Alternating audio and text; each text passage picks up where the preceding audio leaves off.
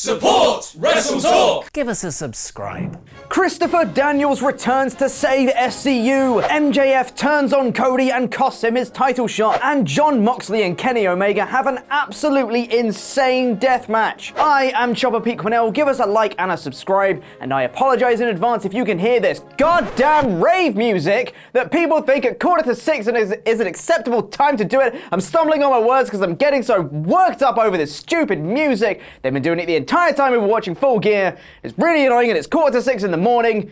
Just stop raving, go home! And press the eye above my head letting me know what you thought of AEW Full Gear, where you can choose from All Elite, AEW some middle of the roads, SC2 out of 5, and what the buck. This is AEW Full Gear 2019 in about 4 minutes.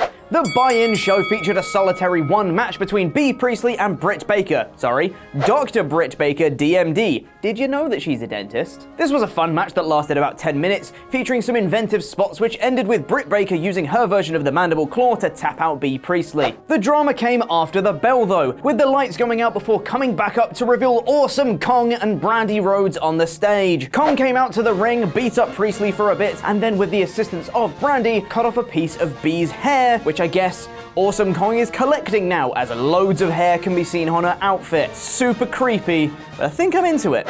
Into the main show, and it kicked off with the Young Bucks versus Proud and Powerful, aka Santana and Ortiz. This was an incredibly fun match, all built around various injuries the Bucks were sustaining, mainly the shin injury, or shinjury, that Matt Jackson sustained, with all their usual spots having to be altered because of it. Santana and Ortiz eventually picked up the win with the Street Sweeper after an incredible back and forth match. The Rock and Roll Express were at ringside, not forgetting the beating they took from PNP, and they didn't hesitate to get involved after the bell, with Ricky hitting a Canadian destroyer over the top rope and a suicide dive straight after. What just happened? This was so fun. Up next was Adam Page versus Pac in yet another really fun match. This one lasted just shy of 20 minutes and really showcased both Paige and Pac, putting over each other in the process. Hangman was the one who eventually came out on top though, hitting the Deadeye after some other incredibly close near falls for the victory. Up next was Joey Janella versus Shawn Spears, and it's genuinely incredible how Janella can find a way to have a terrible time inside the ring while still having a normal match. This time around, Spears tied Janella's hair to the ring turnbuckle,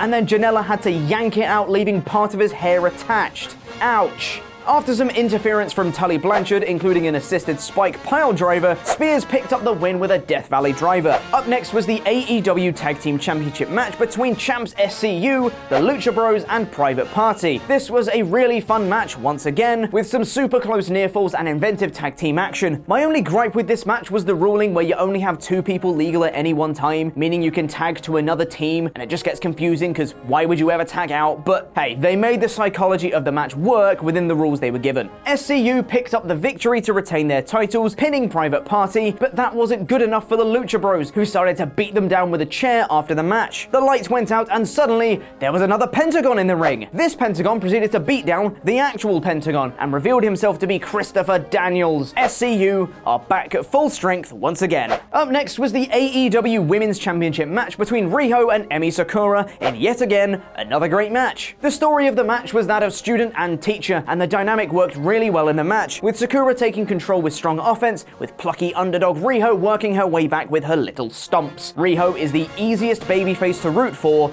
ever. Rijo managed to pick up the hard-fought victory with a roll-up after a really cool back-and-forth sequence of roll-ups and big moves and counters. It's a fun match. Then we got the AEW Championship match between Chris Jericho and Cody, with MJF and Jake Hager at ringside respectively. Hager got himself thrown out early on, and Cody and Jericho proceeded to go ham, including a nasty spot where Cody busted himself open on the ramp. The match escalated and escalated, culminating with some incredible near falls, before Jericho locked in the Lion Tamer. He sunk it in even deeper, and with the whole arena screaming for Cody to break free, MJF threw in the towel for Cody to shock from the crowd. Jericho retained his championship by MJF giving up for Cody. MJF sold this brilliantly, almost crying in the ring, saying sorry and that he couldn't take seeing him punished anymore. Cody was justifiably pissed off, ignoring MJF initially, before eventually helping him to his feet and placing a hand on his shoulder, which is when MJF thought it would be a good time to kick him in the dick. A swift toe punt to the groin, and MJF just became the biggest heel in wrestling. As he walked out, a fan threw a cup of water on him, and he smiled and walked away. As of the time of recording, I have no idea whether that was a plant or not, but it looked cool either way. And then we get to the main event. Jesus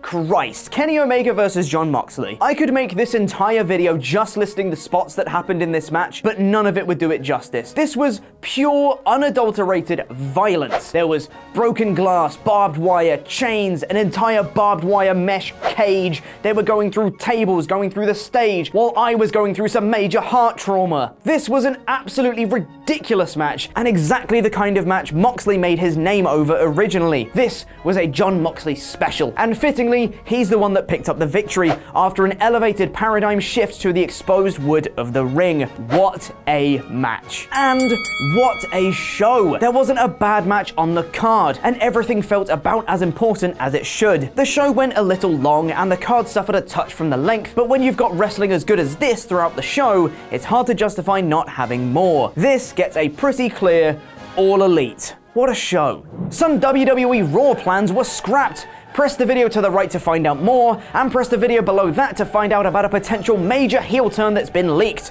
A special thank you to our pledge hammers on Patreon, some of whom you can see scrolling below me right now. I've been Chopper Pete Quinnell, and that was wrestling.